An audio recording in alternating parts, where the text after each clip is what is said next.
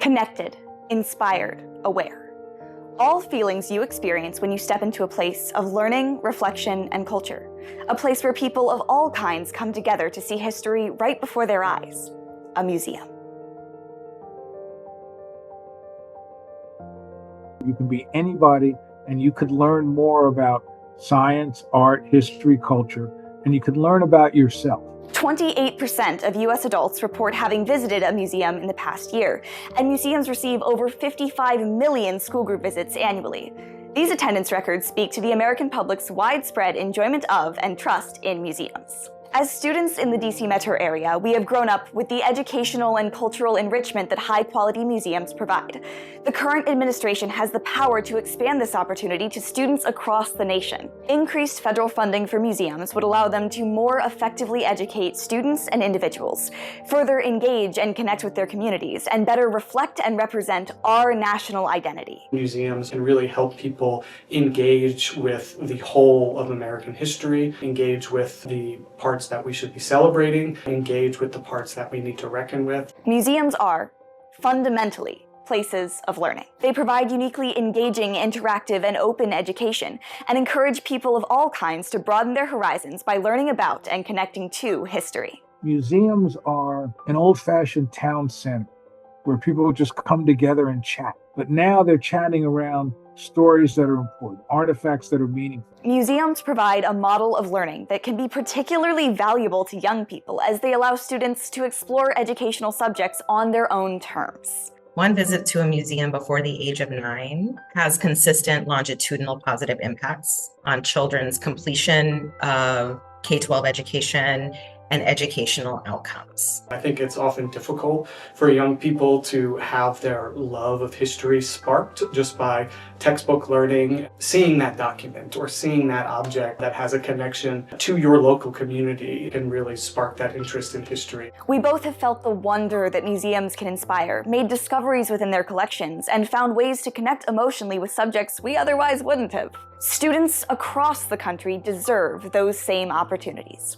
Museums preserve our past, present, and future, the good and the bad, and help turn the story of our nation into something everyone can connect to. What I love about history is it's too big to be in one building. You know, just about every community has a historical society, and these are places that are stewarding the stories and the lives of people across the country. Yes, there are national stories, but the story of Belleville, New Jersey, or the story of, Oxon Hill, Maryland, is important as well. When people are able to see the stories of their community, whether regional or cultural, showcased as part of our larger national history, they are able to feel personally connected to that history. One of the most important ways to help people see themselves is to have artifacts, stories, touchstones from their own histories reflected. I think it helps keep a consistent, truthful, full narrative present. If we're not exploring all the different dimensions of human existence, then we're kind of not doing our jobs. People feel less valued. They're not less valued. We need to show that everybody is valued. We need to recognize and acknowledge and respect and demonstrate the diversity of our country. Museums represent America, both its diverse peoples and its complex history. They guide us towards a better future by holding a mirror to our past and enabling us to learn from it. While museums serve as vital centers of cultural and historical understanding, they also support over 726,000 American jobs and contribute $50 billion to the US economy each year. However, the government only invests a fraction of this back into them. I've never worked in a museum that had enough money. American museums are very unique in the world because most of them are independent, non-for-profit, self-funded organizations. Only 24.4% of total museum funding comes from the government.